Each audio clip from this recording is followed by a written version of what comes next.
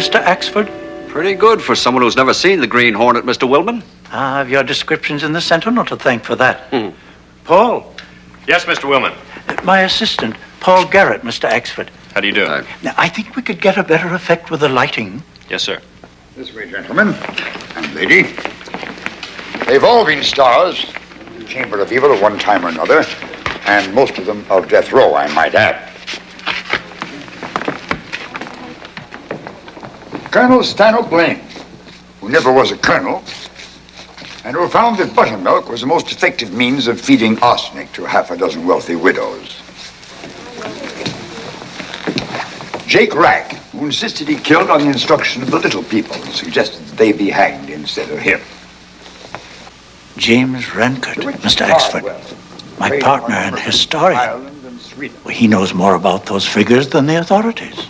Jimmy the Gun, the Yellow Gang's executioner. By police estimate, he killed over 100 gangsters in the Yellow Kid's battle with Lenny White for control of illicit whiskey and beer. Lenny and the Kid made their peace. Jimmy the Gun was out of work, so he killed them both. The scar. Identity unknown. For years before the arrival of the Green Hornet, the star of the Chamber of Evil. Urbane, ruthless, contemptuous of the police, he killed by using a white scarf as a garrote. He was never captured. And then, more than 20 years ago, he simply vanished. But even the greatest can be replaced, as will the Green Hornet himself one day. Now, if you'd like to take your photographs, I'll be at the library pretty late, Peter. I'm revising my lecture notes considerably to relate our guest to our new star. I may still be here when you get back, James. My workroom needs tidying. Paul will let you gentlemen out and lock up when he leaves. Thank you all.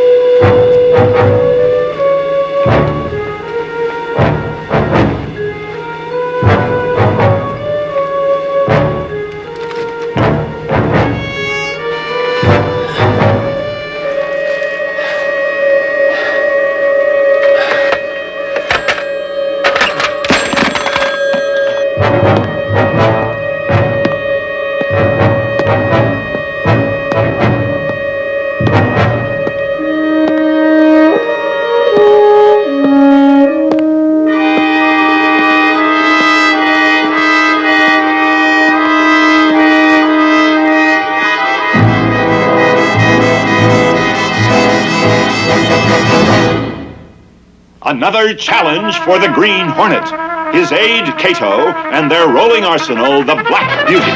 On police records, a wanted criminal, the Green Hornet is really Britt Reid, owner publisher of the Daily Sentinel.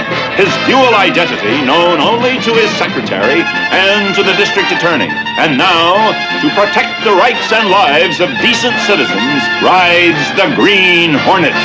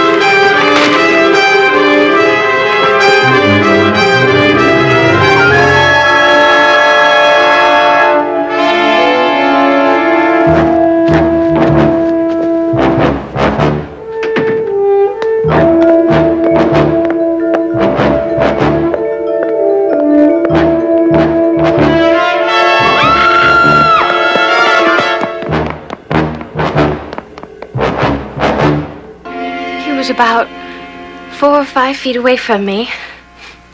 And then he started coming at me with this scarf. He walked kind of strange and funny, stiff-like, and his face, what I remember of his face, what I could see of it, it was kind of glossy-like. Like wax, you mean? Yes, it was kind of shiny like that. Yes, well, thank you, miss. Mr. Graham here will take you to the photo gallery. I'll have a reporter take your story. Thank you.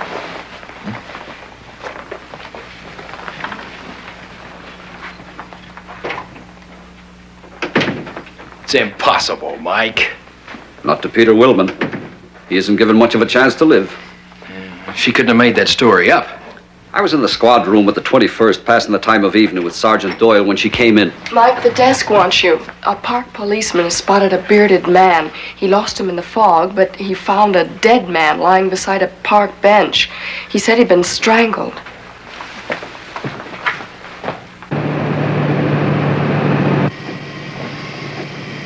"194 in, 194 in." Another sighting. Grove and Maple.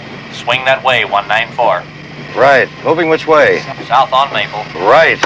Let's go.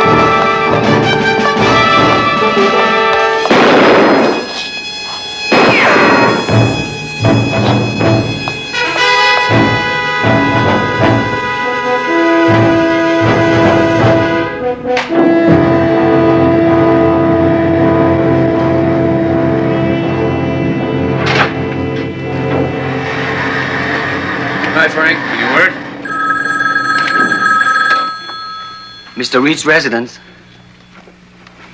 It's Miss Case. Thanks, Kato. Yes, Miss Case? Mike just called from police headquarters. The scarf was just interrupted during an attack. One of the officers thinks he might have wounded him, probably in the left shoulder, and then they lost him in the fog. Thanks. How are you coming with that research?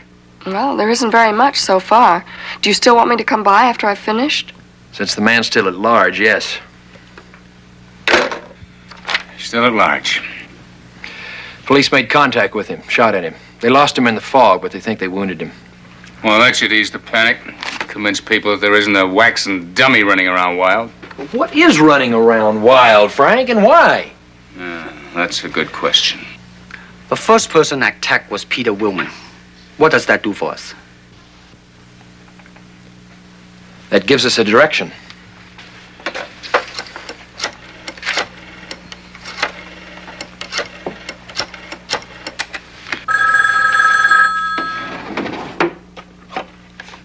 Mr. Reid's office? Yes, sir. What's the latest report on the condition of Peter Wilman? Critical. He's still unconscious. Anything else? A man named James Rancourt wanted to reach Mike. He said that he heard the news when he left the library earlier. He was Wilman's partner. I referred him to police headquarters. Thanks, Miss Case. There's got to be an answer somewhere. Well, it started in Wilman's museum. Yeah, and maybe that's where it will end. See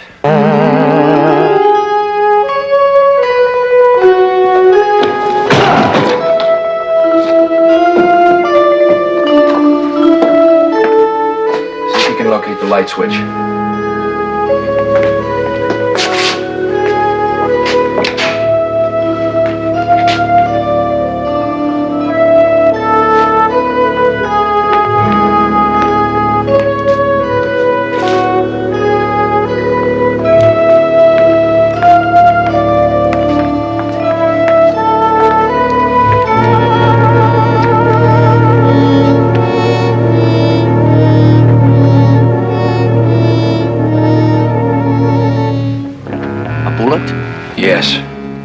clothes are damp. There are many legendary figures of evil in the Orient. Some people say they are often driven back to action by their own malevolence.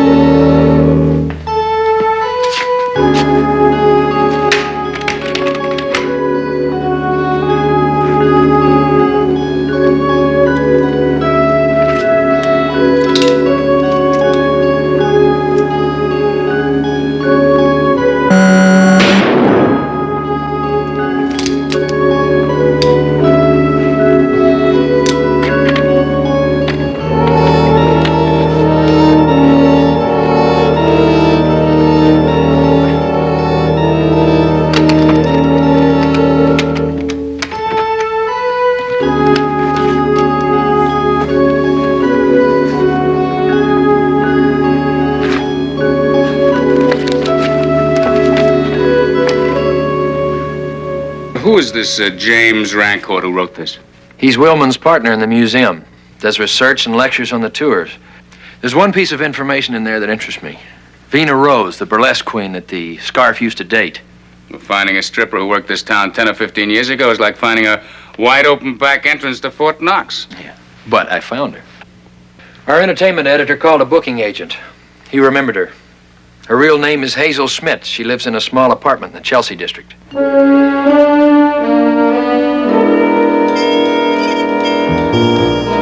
What you want to talk to me about? Who is the Scarf? What was his real name? I don't know. You see, he always just sort of showed up, and he never made no passes. Then why did he keep coming back? Beats me. Unless... maybe it was 'cause I was a good listener, you know? I used to walk into my room, see? And there he'd be. Just sitting in the dark. He had a great big bottle of cold champagne and caviar. Just as black as the inside of your pocket, and those little tiny crispy crackers. And then he'd start to talk. I tell you, he could just talk your arm right off the shoulder, and you loved it. About completely ruthless murders. No, never. We never talked about that, and I never believed he did any of them things. He always treated me just like a queen. He was a murderer once. He could be again. No, and anyway, I know he's dead. I know it. Well, he would have come to see me again if he hadn't been dead, and he never did. Have you ever been to the Wax Museum and seen the figure they have of him there? No, I couldn't stand it. When was the last time that you saw him? Well, I was leaving the Burley house, and I was going to go to a hamburger joint to get a hamburger. It was after the midnight show, so it was late. It always was late when I seen him. And when I come out of the stage door, there he was. He was outside in a car waiting for me. He said he was going away. 'Cause he was going to be immortal. So people would never forget him all those years. That's what he wanted, he said. Well, then he dropped me by the hamburger joint, and, well, that was it. And you still couldn't believe about the robberies and the murders? I tell you, he treated me like a queen! Like a queen! Mr. Reid? That's right. I'm James Rancourt. Mr. Rancourt, have a seat.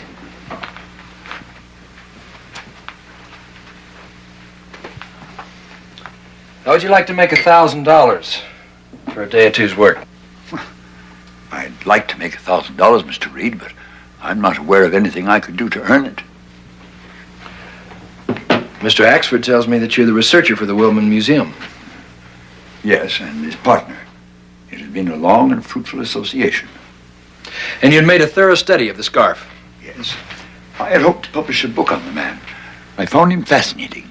He was quite peculiar in his invincibility. How do you feel about the scarf being at large tonight? Oh, I shudder. But I fear we shall have to accept what people have seen. Good. Make that the tone of your article.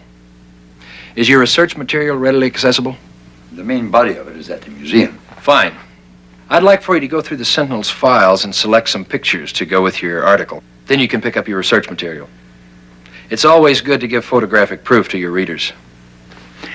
Mr. Reid, unfortunately, I'm not a very fast typist. Mr. Rancourt, we have a lot more typists here than we have researchers.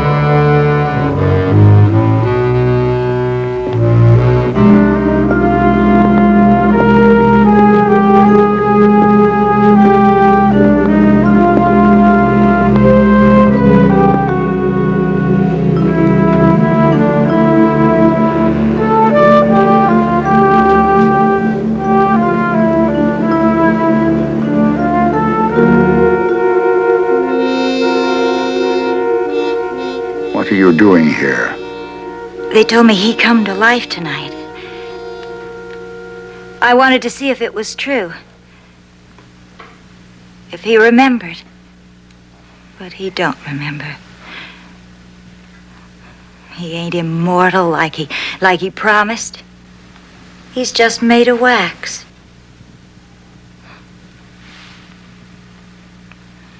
I guess I'll go now. No, stay. You remembered. That's what's important. For a part of immortality is that one is remembered. Don't you see that, my dear? I don't know. Attila the Hun is immortal. Jack the Ripper, Bluebeard, Captain Kidd. The great intellects wrestle with the problem of what impelled them to their greatness. And now, Vina, the scarf joins that exalted company. You're the scarf. No, that is the scarf. I am the vessel of his immortality, the Boswell to his Johnson. You called me Vina. You wouldn't have known who I was if you wasn't. I can hear it in your voice. I can see it in your eyes. You're the scarf. Now you have gained a sort of immortality of your own, because you will be his last victim. In a few weeks, when we have put in place the new scene based upon what the police will find here tomorrow, you will not appear as you do now. But as I recall you then, I promise that Vina...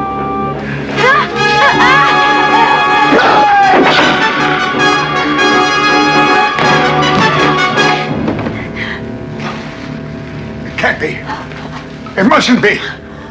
Only the scarf is immortal. Only the scarf! Only the scarf! Only the scarf! Only the scarf! No!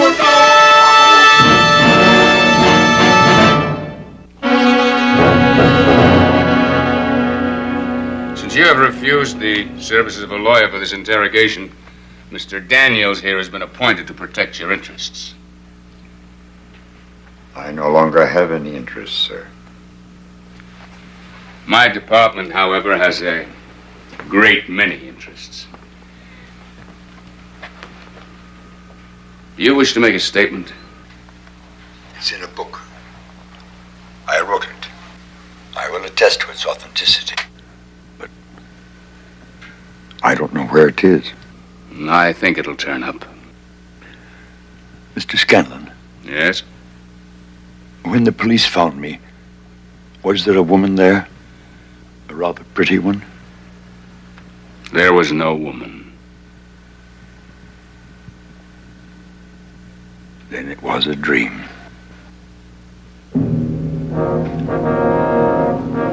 One of the cops told me that when Rancourt came to, he insisted he'd been attacked by the wax figures of the Green Hornet and his man. That could have been a dream, too. Maybe. When the police searched the museum, they found those two wax figures sitting in chairs in the studio workroom.